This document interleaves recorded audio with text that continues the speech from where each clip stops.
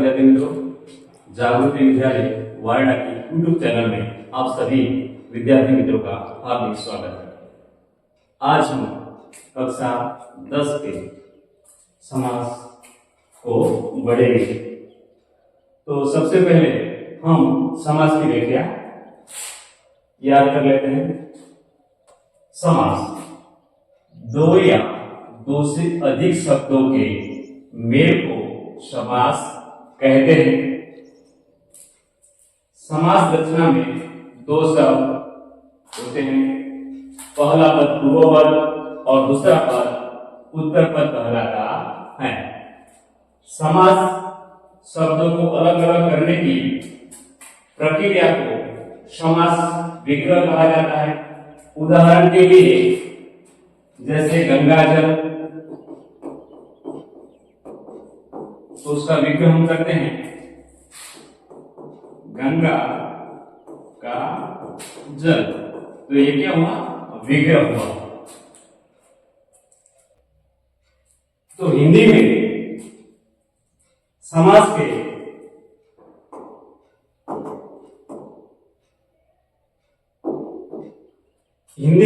समास के प्रमुख प्रकार निम्नलिखित हैं। तो पहला है तत्पुरुष समास। तो तत्पुरुष समास को हम तत्पुरुष समास में उत्तर पद प्रधान होता है और पूर्व पद गौण होता है। इस समास में कारक विभक्ति या एकाधिक शब्दों का लोप होता है। तो तत्पुरुष समास में जो शब्द दिया गया है उसका हम विग्रह करते हैं, तो हमें पता चल जाता है कि ये तत्पुरुष समास है।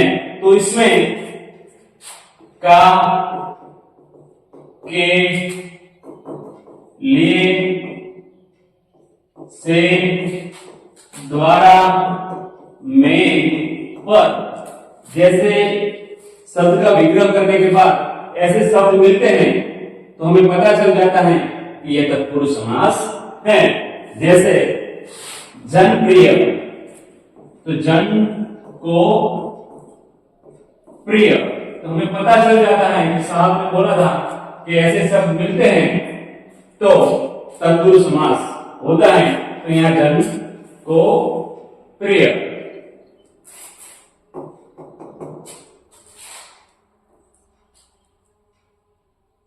प्रतीक्षालय, एग्जाम्पल के तौर पर प्रतीक्षालय, तो प्रतीक्षा के लिए आलय, तो ये शब्द मिल गया प्रतीक्षा के लिए, तो तत्पुरुष समास होता है। मंत्रमुग्ध, एग्जाम्पल के तौर पर मंत्र मुग्ध, तो मंत्र से मुग्ध, तो ऐसे शब्द मिल जाते हैं का, के, लिए, से, द्वारा, में, पर। तो ऐसे समास को हम तत्पुरुष समास कहते हैं। दूसरा समास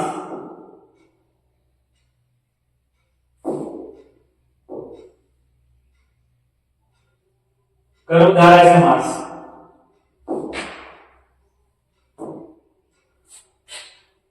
कर्मधारय समास, तो कर्मधारय समास में पहला पद विशेषण और दूसरा पद विशेष्य होता है, उसे हम कर्मधारय समास कहते हैं। विशेषण यानी क्या?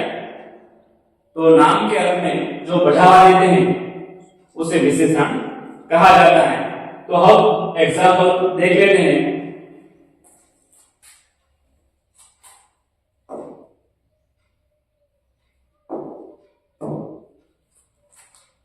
जैसे नील कमल, तो हम प्रश्न करेंगे कमल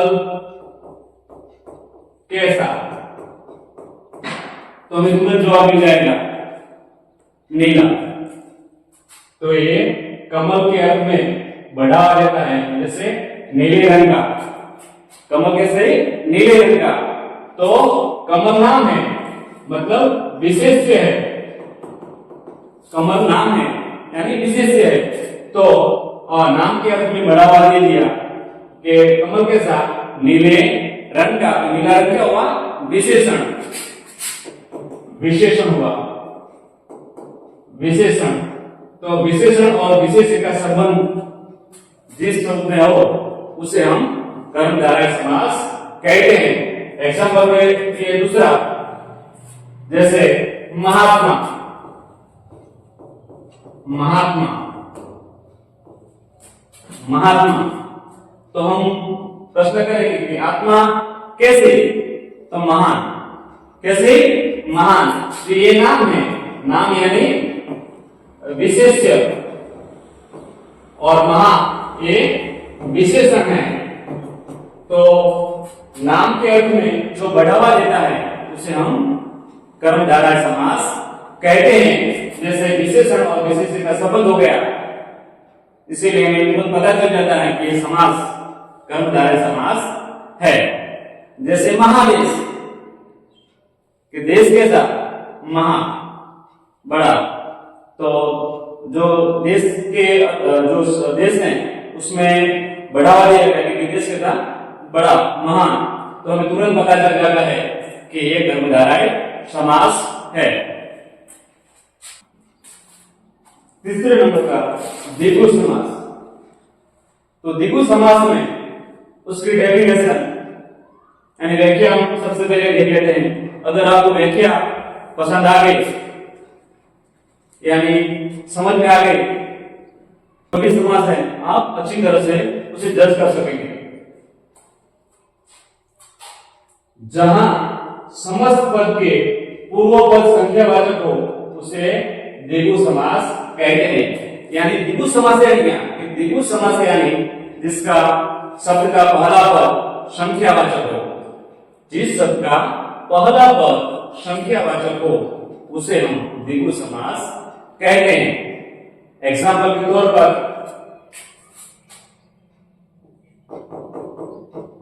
पंचवटी, तो पंच यानी पांच, वटों का समूह। तो हमें तुरंत पता चल जाता है कि वट कितने, पांच, पंच यानी पांच, तो ये पहला पद संख्यावाचक है, तो हमें तुरंत पता चल जाता है कि यह द्विगु समास है। जैसे एग्जाम्पल के तौर पर चार पाई, चार पाई, तो पाई कितने, चार, तो चार, पाई कितने, चार, तो जो पाई चार है तो हमें पता चलता है कि पहला पद चार है, तो यह संख्यावाचक है, तो यह द्विगु समास है। जिस तरह नवरात्रि, नवरात्रि का समूह तो द्विगु समास। सप्तश्री, सात ऋषियों का जो समूह है तो हम उसे तुरंत बता जाते हैं कि यह द्विगु समास है। तो तुम्हें अच्छी तरह से समझ आया होगा। तो अब हम बहुव्रीहि समास देखते हैं।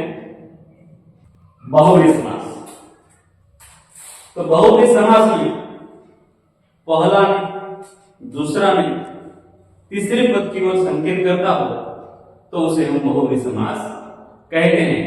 तो कैसे, एग्जाम्पल के तौर पर हम देखते हैं। जैसे आपको परीक्षा में पूछा गया गजानी, समास पहचाने, समास पहचाने, तो तुम लिखोगे गज जैसा मुख जिसका है वह, तो तुरंत तुम्हारे मगज में आ जाएगा कि गज जैसा मुख किसका है, गणेश, किसका है, गणेश। तो ये तीसरे पद की ओर संकेत हुआ, पहला नहीं, दूसरा नहीं, तीसरे पद की ओर संकेत हो गया।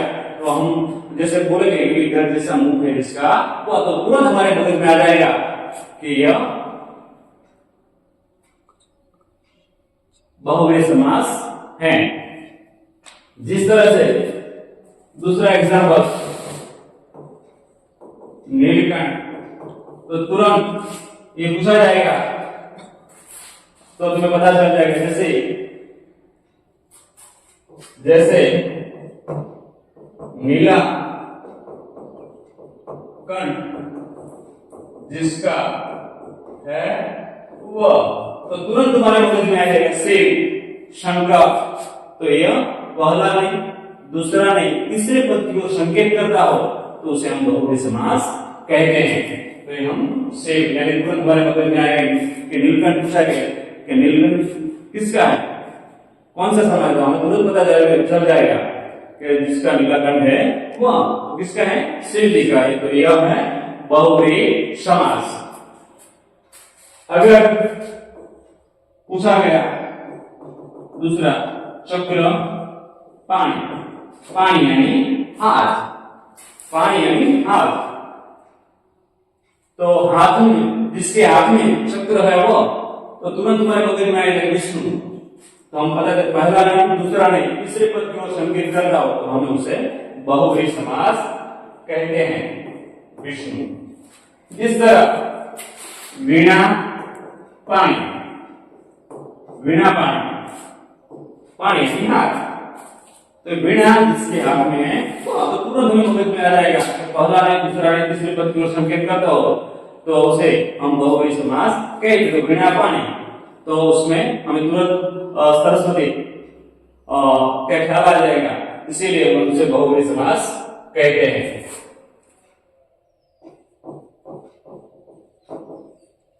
अब हम द्वंद्व समास देखेंगे।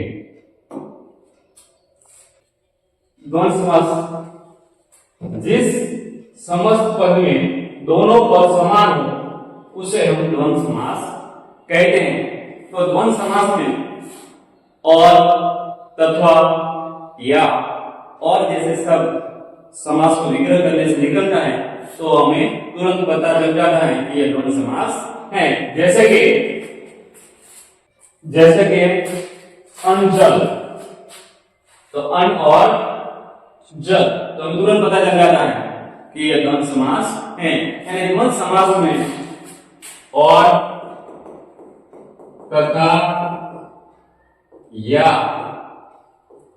अथवा जैसे शब्द विग्रह करने से निकलते हैं तो उसे हम द्वंद्व समास कहते हैं। यानी उस समास के दोनों पद समान होते हैं।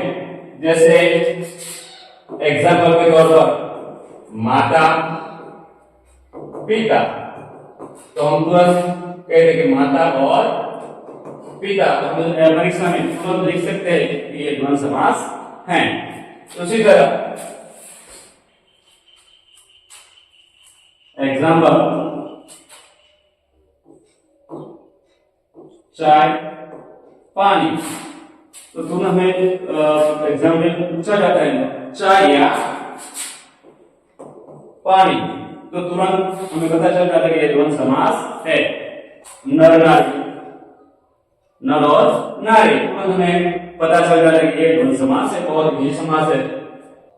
अव्ययभाव समास, अव्ययभाव समास, तो जिसका पहला पद अव्यय हो या दोनों पद मिलकर अव्यय की तरह व्यवहार करते हो उसे अव्ययभाव समास कहते हैं। तो इस समास में याद रखने की एक ही ट्रिक है कि यथा,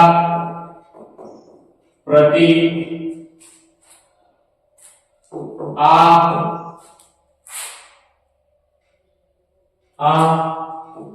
बे, गाँव गाँव, जैसे पद प्रथम पद होता है तो हम तुरंत पहचान जाते हैं कि यह अव्ययभाव समास है। यानी हमें इस समास में कुछ ज्यादा करने की जरूरत नहीं है। पहला पद यथा, प्रति, बे, गाँव गाँव जैसे शब्द होते हैं तो हमें तुरंत पता चल जाता है कि ये भाव समास है।